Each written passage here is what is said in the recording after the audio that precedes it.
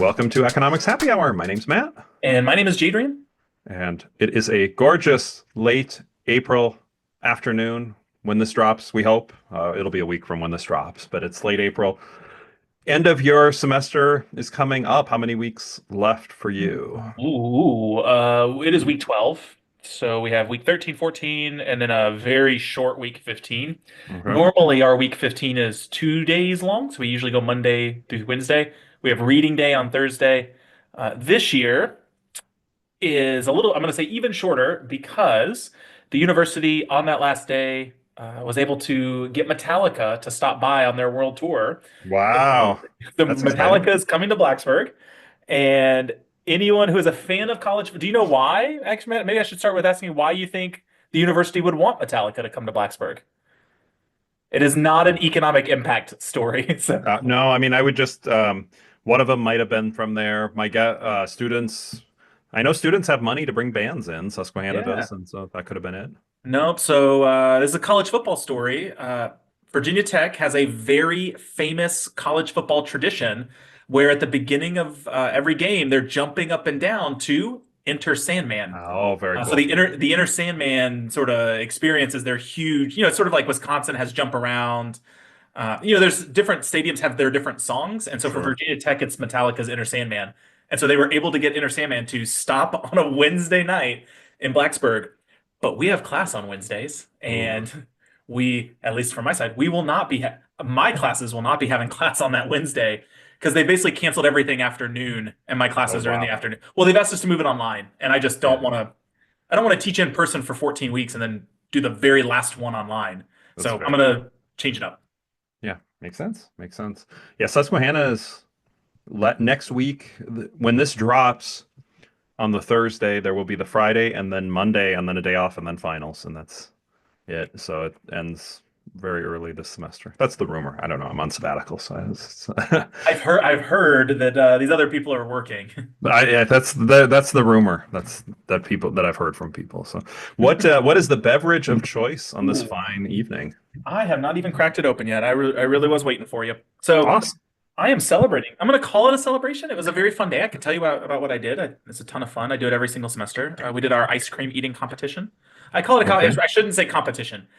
So what I do is I give six blind little Tupperware dishes of different brands of ice cream, and students have to taste test them, and they have to rank them by the price of those items. So it's Okay. our chance to talk about product differentiation, that price doesn't necessarily match quality. It's sort of in the oligopoly section, like why are prices Sure. greater than minimum average total cost, like in that space. It's a ton of fun. We do it every single semester, and every single semester I will have a different flavor because one semester I'll do cookie dough, and the student will always go, if you had just done Oreo cookies and cream, I would have gotten this right. So it changes every single semester. This semester we did strawberry, and so my beverage of choice is the strawberry shortcake blonde ale from Aleworks Brewery. So I'm going to stick with the strawberry theme today because we had strawberry ice cream in class. And I did not pay. Oh, actually, I should probably also add any student who is able to correctly rank all six ice creams in order of price, I will pay them $100. I've done this for 6 years. I have never paid a single student. No kidding. How many students get the chance each semester? This year, 13 did it. A So if large all number. 13 get it right, I you're told them they paid. split it. They'll split the Oh, 13 okay, out. yeah, yeah, you're putting 100 at risk. Yeah, that's But fair. it's actually in their best interest not to work together. And I try to explain this to them that like Yeah, there's only so many permutations of how you can combine these, especially because like the Kroger brand, they yeah. hated it. They took like 2 bites and like that's Kroger. Like they could immediately tell. So you can sort of tell So a then you're rough down to five. So what is that? How many different? five factorial. So five times Five four times times four times three times two. still pretty big. It's like 100 20. different combinations. Yeah, 120. Yeah, yeah. But in some pieces, right? Like you can sort of tell. So Haagen-Dazs is up there. That's all they can usually get they can get Haagen-Dazs usually. But usually Haagen-Dazs for them is either one or two. They realize it's in that spot, and so like they can get really close. Like they can get pairs usually. Yeah, But no, I've never paid anyone. that's incredible. So I you love would it. you have a much better explanation for your beer than my beer. I'm an alligator, which is a cool name Okay. for a beer. And I'm having it because that was the beer that I bought at the store. That was Is that an Amer? Is that an Is it I It am an is alligator or is it a am an I'm uh, I'm an alligator by Single Cup Brewery. It is a they're calling it a double IPA. It is 8%, so I need to be careful with this one. I do want to shout out. Maybe I'll just try to theme my shirts more often. I am wearing, for those of you on Zoom, if I can get in there, it's an Econoful shirt that my good friend Megan Kurtz gave me. It says economic. What does it say? Economic thinker, and it's got their little brain logo with some glasses. And so, figure I That's give very cool. Econoful a little shout out. You got the shirt, you got the themed beer. So Look, I'm on theme today. Cheers, sir. cheers. Whew, this is gonna be good. Oh, I this is had. Let delicious. me, let me tell you what I had for dinner. So I told Matt. Matt and I are recording this a little bit later because I was like, I need to eat dinner. Thank you for doing this later. Matt, I had something for dinner tonight that I want to tell you about I gotta hear it. because it's so. There are certain. Are there dishes from like your past that you have not eaten in a long time, but that you used to eat a long time ago? And like, there's like there. I always like to say they're the gross things that you sort of love deep down inside, but like it's gross. Do you have a meal like that? Because that's what I had for dinner. I'm sure there are. Off the top of my Yeah. head, I can't think about it. I mean, yeah. I do not remember the last time I had this, but I just chowed down on this and it's so good. I had a manwich, like out of the No can, ground kidding. beef. It's I been ages love since I've had that. right, exactly. It's been Yeah. so long, but I like as I was eating, I had the like toasted little buns, put some pickles on top, and I Yeah. go, my God, I forgot how much I love this sort of food. And then I remember how much sodium is in it. And so I was Yeah. like, I Yeah. can't eat this I regularly. guess every now and then we'll have, it's an easy and yet it's somewhat different when you have it 3 times a year or whatever, hamburger helper. Yes. You know, Yeah. it No, can't be that good for you, but it's not that. that's the sort of example I was talking about, right? Like there's Yeah. something is not good for you and is a little gross, but you're like, oh, it's so good. Tuna I helper is don't know that I think so good. I'm like, it's different. It's variety. When you were first starting that, I was like, oh, wild rice casserole. I haven't had that in a while Ooh, because in okay. Minnesota, you do wild rice, and Yeah. but I wouldn't call that gross necessarily. I think that's just a little bit different and unique. Um, so today we were thinking we had a previous episode where we talked about the rhythms of a semester, hidden workload a little bit, what's hiding, what does the semester look like, what are the busiest weeks, what are the slower weeks. We are approaching the summer. I mean, it's late April, but for the academic calendar for universities, summer usually begins in early May. Mhm. So we thought we would throw out a little bit of what does the summer look like for professors? Hidden workload. I think that's what we agreed on. We Yeah. in our usual, keeping up with tradition, we had no idea what we were going to talk about when we actually logged on about 7 minutes ago. So we figured that out. So the summer, and well, we should have some interesting things because you've had a few different jobs, or you've had a couple different places you've worked, and I've been at Susquehanna the whole time, but the rhythm changes from administrator to faculty member. Yeah. So one, I guess we could start off. The first thing we'd say is it's not just 3 months of doing nothing, at least for most professors. I think there can be a few who perhaps out there who to take most, the summer is their time to travel and go do something. But Yeah. most professors, given the research responsibilities, given wanting to stay on top of teaching, given potential conferences, it's not that case. So what are as you enter in May, how does your life change in terms of the rhythm of your work week?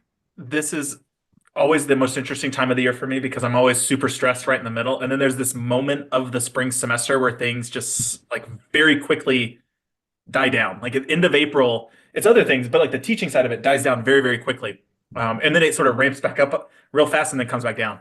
So the rhythm part of it is just what I'm doing changes sort of dramatically. Where, for most weeks, for 15 weeks, I'm sort of in this rhythm of teaching, teaching, teaching.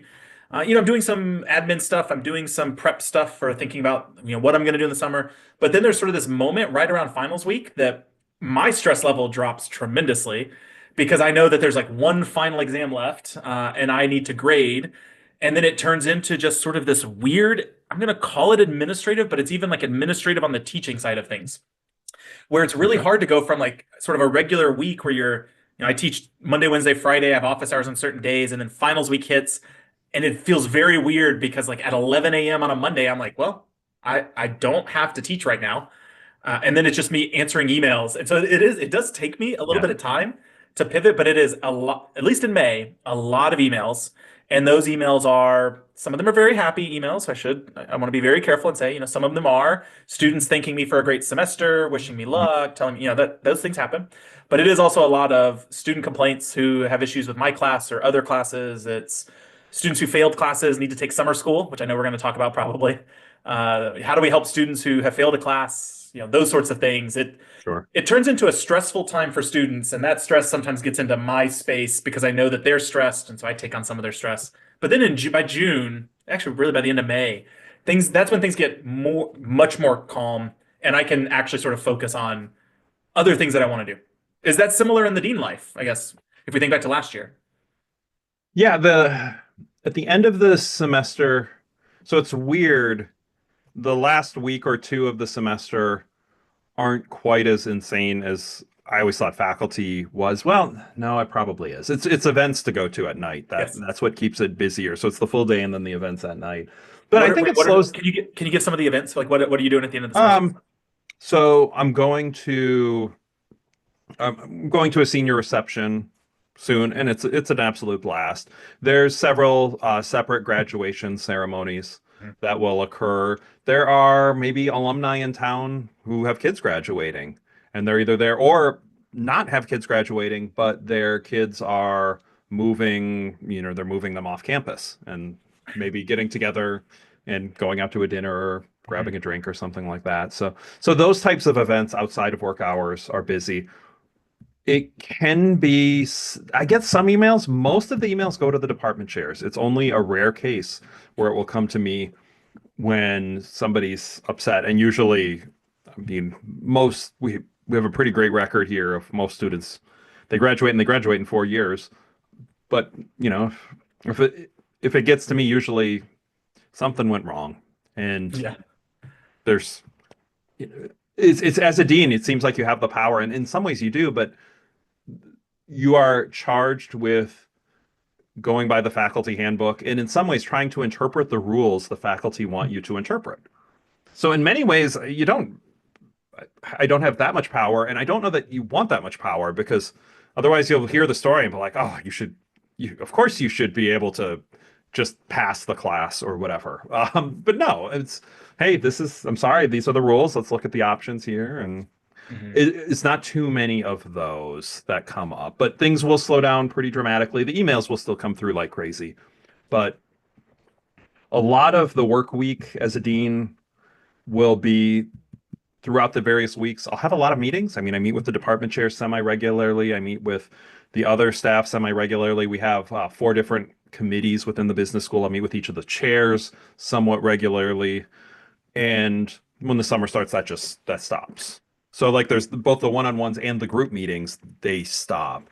And so the rhythm does slow down. That's report writing and other stuff keeps me busy, but So at the end of the semester, would you say that the biggest use of your time is just sort of physically being places? So like being in these one-on-one meetings, being at graduation, like sort of the being with an alumni.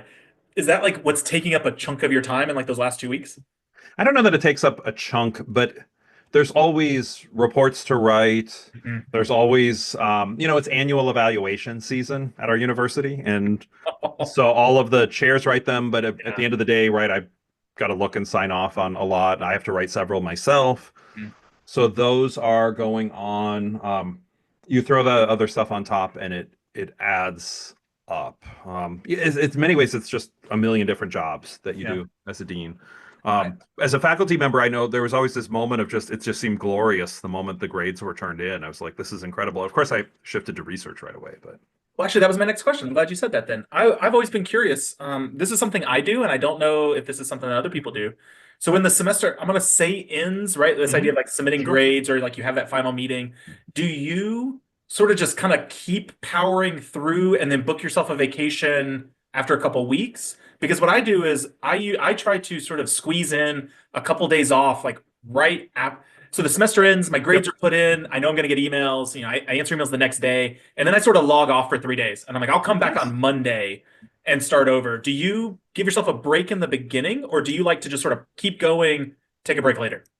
Depends. I've done it both ways, and it Yeah. often it just depends on what works with family and travel. So that's a good question. The I've had mid-May vacations, and those have been great. I think more as a faculty member Hmm. than in the dean life. Things really slowed down the last week of June until maybe the first week of August. That's really the slow period. You know, still stuff I could do, Yeah. but that's definitely the slowest time. But I've had, I don't know that I've had a May vacation since Dean It's been a life. while. No, I've had early June though. I actually have Yeah. had early June. Okay. I think it's healthy.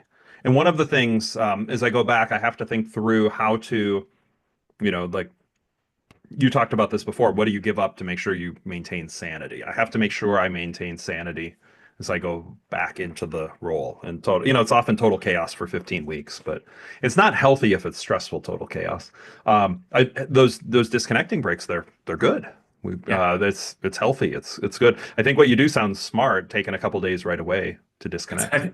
I mean, Yeah. it's those. It's exactly what you said. It's chaos for that sort of finals week because I'm in that sort of weird in between where I'm teaching a lot, but I have these sort of administrative responsibilities of going to the senior brunch, going to Yep. graduation, like doing those things, Yep. and it's chaos for that week. And I'm like, I need to just log off, take a couple days, and come back to Yeah. it. You know, Yeah. And like if I mess up on a grade, I can fix it on Monday. It's not that big of a deal. And the stuff you say, it's not like it takes up all your time. Like No. there's the a graduation brunch, there's the graduation walkthrough, there's a luncheon, there's luncheon Mhm. for graduates, there's the ceremony itself, there's the run, there's the we would have senior leadership meetings, all of the other meetings that would happen. It's not like the extra stuff is the bulk, but you throw 15 hours of extra work Yeah. into a week that already was a full-time week. It adds up. And some of these things are happening on Saturdays and in the Correct. evenings. I think that's probably the part that is most stressful to me is I realize in these moments where I enjoy what I do, but I lose some of my personal time. And I do this sort of back and Yep. forth where I look at my calendar where I'm like, okay, well, Monday night I'm doing this. Tuesday I'm working late. Wednesday I have to go see the graduate students. Thursday I'm doing this. And I'm sitting there going, I'm not going in later. I'm just doing these extra things. And again, this is Yeah. what we talked about in our earlier lesson is generally you do spend more than 40 hours a week during the semester. Then maybe Yep. this is a good Yep. pivot into the summer. If you had to estimate your hourly week in the summer, what is that number looking like, I guess, as a dean? And then I can share what mine is as a teaching side. Like how many hours are you typically putting in the summer? Yeah. So let's So say June, July, right? Like, yep, June, July. your dean's retreat has not happened and you're over the May hump. So June, July. Yeah. June, our annual reports are due by mid-June, and then I would go to the senior leadership team retreat around June 20th. So until June 20th, it's still full time, It's but 40 hours. You'd say it 40 might hours. be 40 hours, Okay. not 60 hours or Right. whatever the number is. I might make it 30. I might take some, in this role, it's actually vacation time that I Yeah. take, but I might do a 35-hour week and play, cut out to play 9 holes, at 3 o'clock a couple of the days in the week or something like that if I'm in, 7:30 to 3 or whatever. But so I'd say it's probably 40 until then. And then I often will, and then it's much more planning. It's looking through who will be on all the committees and updating our handbook and stuff. That's the time. That's really the time. That's the smartest time to take vacation. And Mhm. one year I tried to take all of July off and it just didn't quite work. But Like, that sounds so stressful to me. I'm yeah, just trying to imagine. Well, to be fair, okay, we have different definitions of vacation than I think most people have. Is that even if we're taking a vacation, we're still checking emails. We're very bad about this. I'm Thi- trying to get better. I'm not responding to them, but I'm looking at them and going, that can wait till I get back. so That can wait till this one, I I'm actually, when I imagining a attempted to full do it, like yeah, right? I Like actually talked to everybody and I put in an email. I put in an out of office that was saying, I am, in order to disconnect, I am planning to take most of July off. Um, and I will be back in the office I will be back to full-time work in August. Please email then. That was 2022, and we were going to do a cruise, I think July 8th or 9th, and two of the kids got COVID like 3 days yeah, before. okay. Now, that was not good. And so we postponed and we went in early We went like the last July 29th to August something.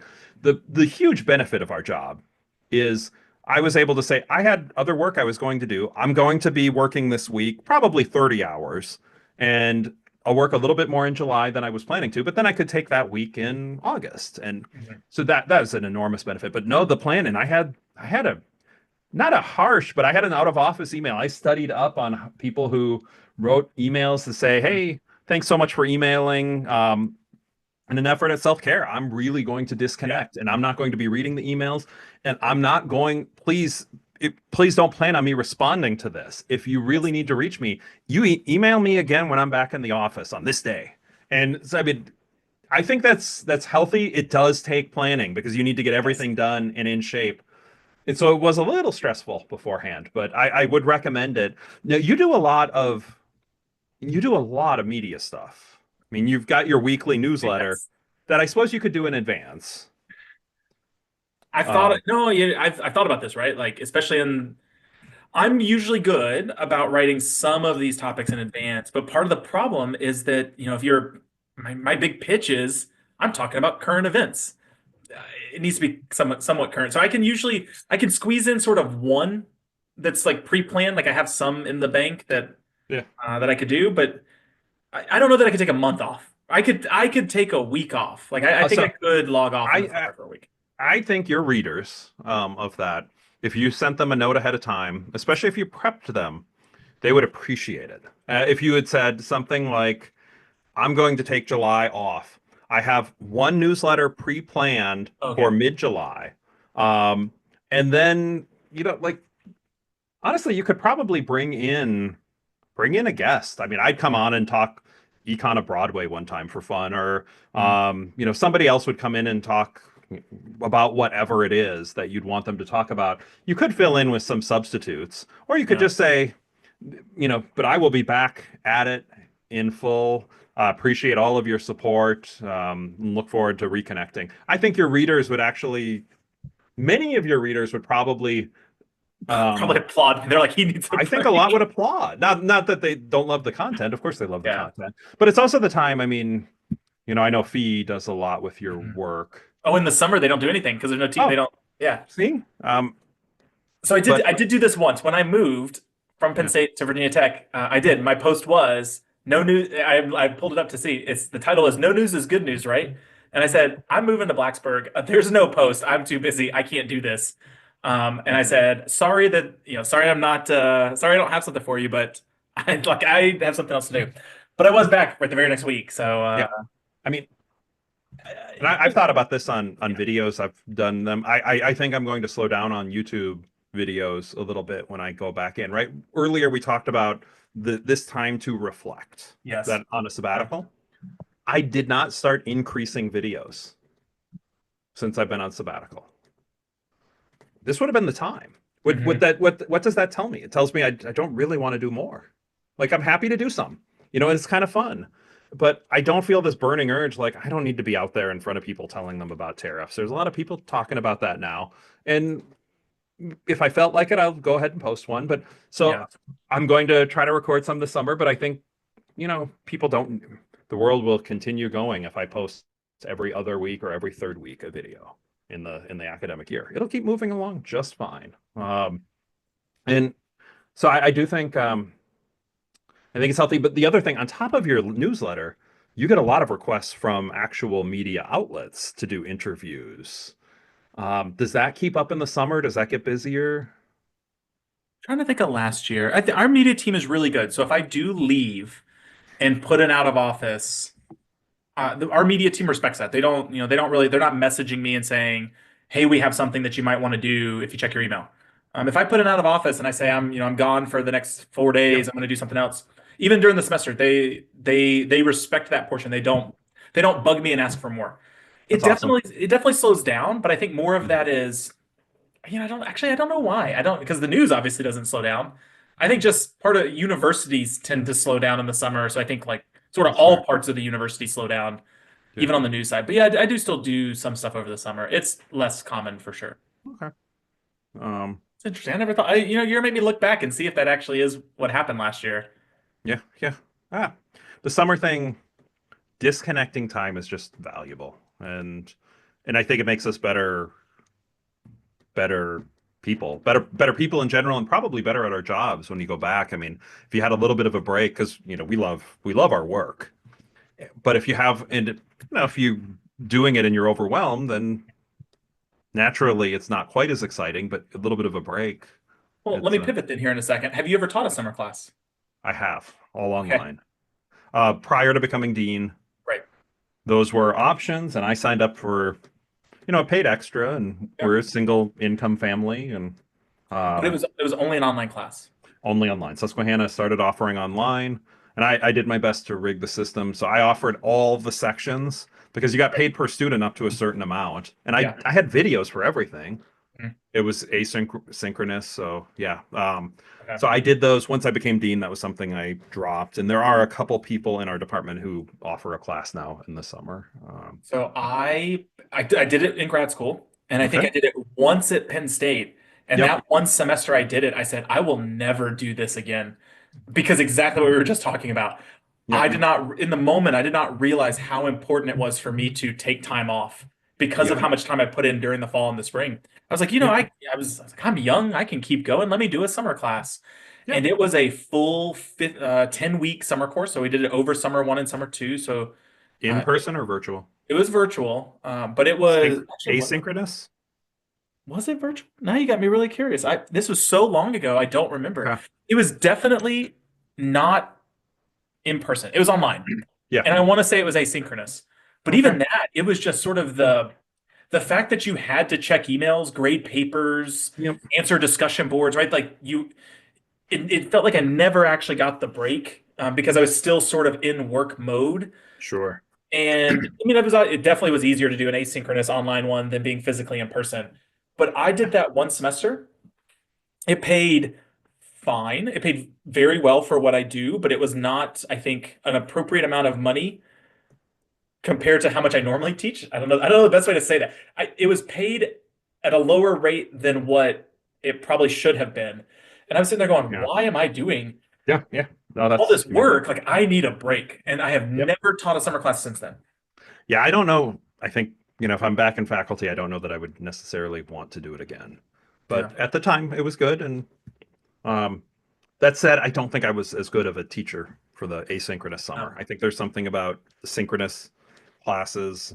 I mean, we do in person, but even if it was virtual and you all had to show up at this time, I think that's where I'm more effective. I, I absolutely agree. I feel like and I think that's actually when it comes to asynchronous classes, I probably put in, this is going to sound weird to say, but I probably put in too much effort into an asynchronous course because I feel like I have to work harder to get them connected and to make them feel like they're getting their money's worth. And so I'm like doubling up on finding resources for them, making videos, reaching out to them that I wouldn't do in person because Sure. right, I would check in face to face. But since Yep. it's Yep. online, I'm sending sort of extra emails. Hey, just checking in, seeing how you're doing. And I was just exhausted Yeah. that summer. And then the hardest part was I immediately turned around and taught my regular job. Yeah, yeah, yeah. If it kills your downtime, that's not good. So you asked me about hours per week. Yeah. I want to flip that back to you. So semester hours per week. Let's say we'll start 1 week after the semester ends. What would you say in May, June, and July? Yeah, throughout May, it's still definitely 40 hours, probably 50 hours a week. Okay. That is more a condition, well, minus the days that I take off, those couple days off. And most of that is, I'll say in two ways. It's wrapping up the spring semester, but we're also, making sure that the summer classes are ready to go, meeting with Yep. graduate students, making sure they're okay. We do an alumni event in DC in the middle of May, and so it's, driving up for that and driving back down, meeting with same stuff, meeting with alumni. It is final hard. We do a sort of a weird way. Our students can they can change their fall schedule throughout the month of May, and then it stops for the rest of the summer. We don't let them change it over the summer. Okay. Okay. And so, it's those little things at the end of May, making sure that we have enough sections of fall classes, that students are registering for them. And then it's also getting ready for C-Tree. So I think almost every year I've gone to C-Tree, which is our big national teaching conference. This year it's in Denver. So if you'll be at C-Tree in Denver, I'll be there too. And so it's, it's prepping my slides, it's my presentations, my discuss and stuff. That's always at the end. So usually what I do is I take that little break right after the semester ends. and then I kind of work a normal job, normal week throughout the end of May, and then once I get back from C-Tree, that's when it scales. I'll say way down. Yeah. I'm probably I'm not driving into the office, so I'm working from home. I'm probably logging in around 9:30. I don't think I'm Yeah. not gonna say 10. I'm probably sitting down between 9 and 9:30. I'm taking a lunch break for an hour, and then I'm logging off around 4 or so. So maybe 6 hours a week, 30 Nice. hours a Six week. hours. Yeah, 30 hours a week. I'd say 6 hours I'm a week. probably around 30, and then so I'd say 30 hours in my. This is always the hardest part. What I would call my job, in the sense like this. You probably heard me, Matt, and I talk about this before. I don't know what my actual job is. I'm like, and as you heard me about going through this things about our newsletter, our podcast, our media appearances, Yeah. none of that is actually my job. My job is teach a certain number of classes every semester. It is do enough research that is justifiable for my pay. It is to be the director. It is not to do all these extra little things. So it's hard to sort of Yeah. wrap my head around. I don't ever count the newsletter as part of my job. So anytime I'm doing calculations of time, that never gets factored in. So that's just Our, extra. it's Yeah. extra, right? To me, it's extra. Our podcast, it's extra. Yeah. Yeah. So I would say about 30 hours a week, and that is coming into working on research, almost barely, never touching classes. I am not touching my fall course at all through June or July. I'm not Yeah. even, Okay. no, Yep. nothing, right? I am not creating the Canvas course. I'm not doing any of that. That's all happening in August. Yeah. Um, no, I would say you definitely need to do the July off thing one time. Just I don't know if I cut can it go off. home. And it's almost too late, I think now. Well, it's not quite too late if you wanted to do it this year, but it's you've got 2.5 months, but it's the kind of thing probably healthy to do. I really could log off for a week. I could log off for a whole week. It'd be fine. Come back, work a few Yeah, days, and I log mean, off another week. okay, you can check in Monday morning and what are the emergency emails to respond to or whatever, and And it's our summer classes because we have a bunch of grad students teaching it, and then most of them are great. Some of it's their first time, and it's those sort of, I get these yeah, frantic emails from our graduate instructors who go, "Well, I did this, but it turns out that was wrong. What should I do?" And it's sure. that It's stress. Yeah, and it's interesting. So as a dean role, like the research isn't something. So one thing I've been thinking of, I need to be wrapped up with most of my work on things by I want to be wrapped up more or less by mid-June, except for like revise and resubmits, and I'm working on a book and like I'm sure there'll be revisions and all that. But I want to be wrapped up before I come back because I don't Yeah. want to deal with it. That isn't part of a dean job, is the research. Although one part on research, I don't know how much I know you have AI help you somewhat on some things. Mhm. The I had a statistical software I used to use. I used SAS in grad school, SAS. That was just what I learned with. I don't know what you learned with was it SPSS or Stata or? Stata. Okay. I have not thought about SAS in a long time. That's what, well, it's just Yeah. one of the things. No, You it is. use what I learned, your yes, professor knows, and then that's what I did for I years. learned that as an undergrad. We had a marketing course that we had to do marketing Yep. analytics, and it was either SAS or SPSS. It was one of them.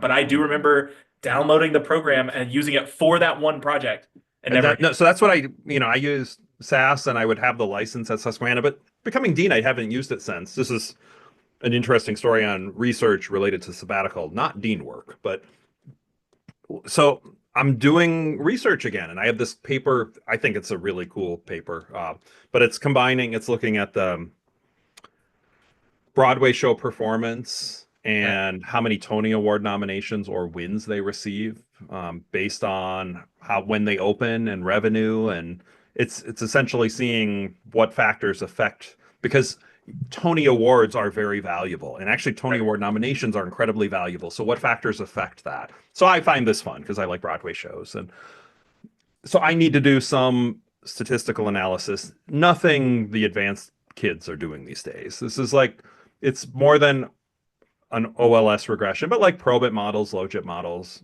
Mhm. And so I look in, and SAS, it's a $500 license fee for a year. And Susquehanna would cover that as a research expense. But I have the Chat GPT, and I just asked, are you able to do Probit models? And I had already been asking it about, I'd been plugging in some of the data and seeing how well does it do the unconditional statistics, and it matched Excel perfectly. Yeah. Says, oh yeah. And by the way, I would think the Probit you might want to look at is this is the dependent variable, and the current LLMs are just absolutely amazing. At least Yes. ChatGPT is, because its ability, it substitutes for SAS now, at least for me. I cannot imagine, and you don't even need the exact coding anymore. Mm. So it's a crazy world that we live in. So Matt, do you? Well, this is gonna be tough because you haven't taught in a while. So now I'm kind of I taught a year and a half ago. So yeah. and I'm teaching again in the fall. So I was thinking, okay, well, this will be good then. Maybe I was gonna pivot on the teaching side, right? Because most professors are they teach, right? I teach. Have you ever had a summer experience? And maybe this will be a flashback moment then. Have you ever had a summer research experience, something you were working on, some project that changed how you taught a topic later? Where you either found a result or you're like, I'm going to weave this into my class because I think my students would like it. Have you had that? Like, were you mixing research and teaching together? I don't know if it was a summer thing that jumped out. Hmm. I would teach a little bit about the experimental auctions Hmm. that I've done, and I wrote a paper way back when on a game I created for game theory, mixed strategy Nash equilibrium game, like the football play calling experiment. It was called. How often do you run versus pass? Yep. I don't know that I ever had an aha moment that I was like, oh, I've got to include this. How about you? I was thinking about that even as I asked you a question. I was like, I probably shouldn't have asked him this because now he's going to turn this around and ask me. Yeah. I mean, you've You done know, some cool sports econ stuff. So yeah, I would say most of if I do something, it's usually coming out of either C-Tree or Jet Set, right? It's yeah, something that I saw at one of those conferences and I go, oh my God, I'm stealing that. I'm going to do that in my classroom. And I probably have done that. I've probably stolen it and then completely forgot who I stole it from, what I did, yeah. anything in that space. So That's I, it's the value of those, especially Jet Set. I'm not making it to C-Tree this year, but I will be at Jet Set. So Jet Set will be fun. well, listen, now we're here. We might as well grab any of our listeners who might also be at Jet Set in St. Yes. Louis this year. Yes. We have lots of brewery choices on this. We could, I mean, the Budweiser Brewery is in St. Louis. If you wanted to get, that would not be crafty at all, but it could be sort of fun to be in the Budweiser Beer Garden. Do you think they would let us record there? Probably not. They're probably too Probably busy. not. They're probably very busy. But there are a lot of great breweries there, so I think we can. Yeah. Who knows if they would? I smell sponsorships here. So I drink a Bud. I would drink a Bud with you. yeah. I'm trying to think of when I went. I went a few. C-Tree was there a few years ago, and I went with a friend to the Budweiser Brewery. And you can actually. Have you ever been to the Budweiser Brewery in St. Louis?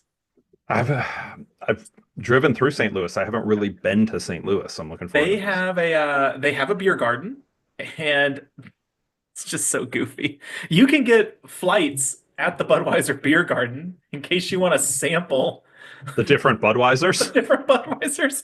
What is it? Bud Light, Bud Lime. That's what it was. There's Mick Ultra. Okay. Yes.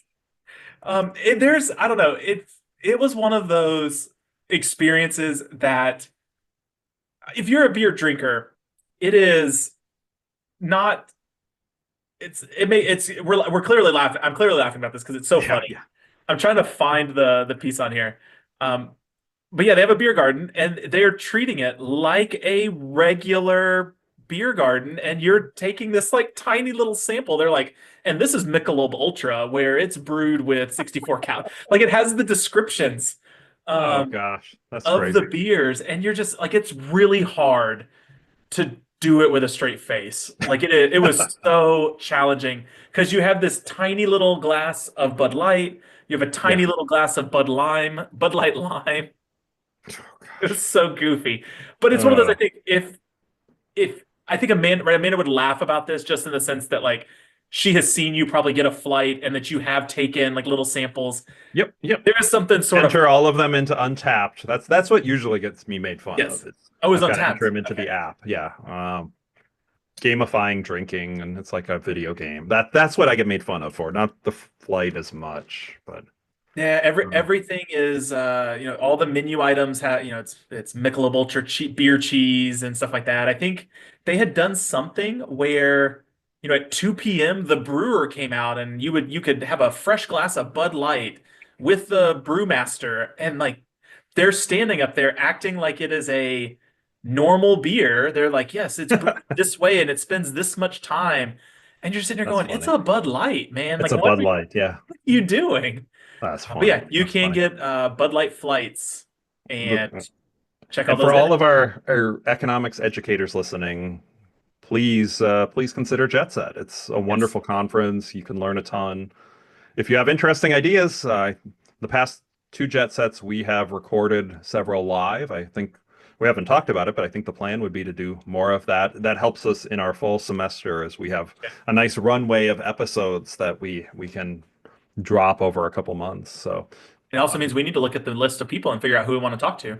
that is true. That is true. But if you are listening and you would like to talk to us, please send us a note. So I think we're approaching about minute number 45 or so. We probably should move into the pop culture moment unless you have anything before we Oh, get there. you kept a good eye on the time. I did not.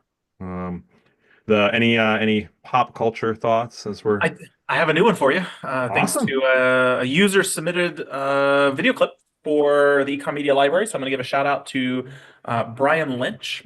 He is an Yeah. instructor at Lamar State College Orange down in Texas. He Yep. used to be up in Illinois, and then he moved, I think, last year. So he's been down in Texas in my neck of the woods for the past year. Okay. He I'm sent connected me with Brian on some of the socials. Yeah. it's some of that, yeah. So he sent me. I'm not a big Saturday Night Live watcher, but I do enjoy clips of it. Yeah. Saturday Night Live last week had a segment called Check to Check Business News, and so they're making fun of business news channels. But they're saying the clip is about how this is a business news channel for people who live paycheck to paycheck, and so they're going through talking about things that regular folks would care about. And the sort of the funny part is the ticker along the bottom. Instead of showing stocks, it's showing you like the price of macaroni and cheese and the price of Bud Light. And so it's a really good example of like just inferior goods, recessions, how Yeah. people change their behavior. It's a really funny clip to sort of help think about Yeah. kind of the real world side of business of recessions rather than just stocks going down. The Last of Us season 2 started Sunday. Have you watched The Last of Us ever, or have you I ever have played the never video seen it. game? Okay. Nope, never even played the video game. I played the video game. I don't play many video games, but that is a video game I have played and played that, and I played the sequel, and I think they are the best. I mean, as a kid, I played a lot of video games, but Yeah. I think that is the best video game ever made, The Last of Us 2. And so season 2 of The Last of Us just dropped. By the time this episode, our podcast is dropping, the first two are out. I don't know if I've talked about any pop culture or any econ from that yet, but there are a bunch of clips. If you go to Critical Commons and type in The Last of Us, I've uploaded a bunch of them. An interesting one is that there is a fungus that if it infects people, it turns them into zombies, and there is zero cure for it in The Last of Us. And nobody is immune except Ellie. And so there's some talk in season 1 about her being the key to creating a vaccine. And so the key question is what would be the value of the vaccine? What's the public good value? A vaccine as a positive externality. Somebody gets this, others don't get infected. That's a pretty interesting clip. There's actually a lot of other stuff in there. I actually think it's a really good depiction of what communism might look like in some different spots, because you have authoritarian governments that control all the work available, that end up sharing some other traits of communism, and then just gains from trade. There's just a lot there that if you go to, but we'll highlight. The vaccine one is the natural fit, but there's a whole lot of other things there. If you're watching it, keep an eye out. Game theory and spite is key throughout this. Yeah, it's interesting. Yeah. So you and I have never talked about this. A guest on our show has talked about The Last of Us. I did search our podcast while you were talking. It's Chris Clark. It was Chris Clark. He and I are. Yeah. We've got 3 YouTube videos. The first one's already out. Just dropped a day or two about ago. The impact of institutions and public policy failing, and how this scene shows the breakdown. Chris Clark and I are. We talked on the one that dropped this week, and then we have 2 more. We talked value of vaccines. We talked gains from trade, and then we talked compensating wage differentials. So higher pay for either dangerous or terrible jobs. So he joined for a few. I'm having some drop on YouTube during the next series. So it's a wonderful show. if you haven't watched it, I'd recommend going back to the beginning to watch. It's interesting, but I'm almost done with Severance, so that might be the next one. I need to get to Severance. I've heard great things. So. We could talk after the show. Okay, you're not going to endorse. I appreciate that. So, well, everybody, thank you so much for sticking with us to the end. You've got a little bit left, but you've had most good beer. Very good. It's very good. It's a little sweet, but not like super sweet. But it is definitely a shortcake beer. And for those who are interested in a good double IPA, I'm an Alligator. It's very good. I am not done. I'm normally done by this point, but this is a double IPA, so I figured I need to pace myself. So, pacing myself. But thank you everybody for listening. Please, if you have topics in mind, I think I speak for Jadrian. Our job becomes a lot easier when you recommend a topic to us, because we usually are like, we should do that. And then we don't have to spend a few minutes before we record figuring out what we'll talk about. If you would like a much more structured podcast episode, you need to tell us what you would like to hear. Otherwise, it's Matt and I yapping for 45 minutes about a topic we talked about right before. Sadly, it's probably the people listening till now probably don't mind our yapping. They don't mind the yapping. That probably, we should have had this at the beginning lead of the with episode. But no, we do appreciate everybody for listening. Appreciate everybody for the comments and giving us your feedback. Please reach out. 5-star review, all the good stuff. And Jadrian, until next time. Cheers, sir. Cheers. Clink, clink, clink.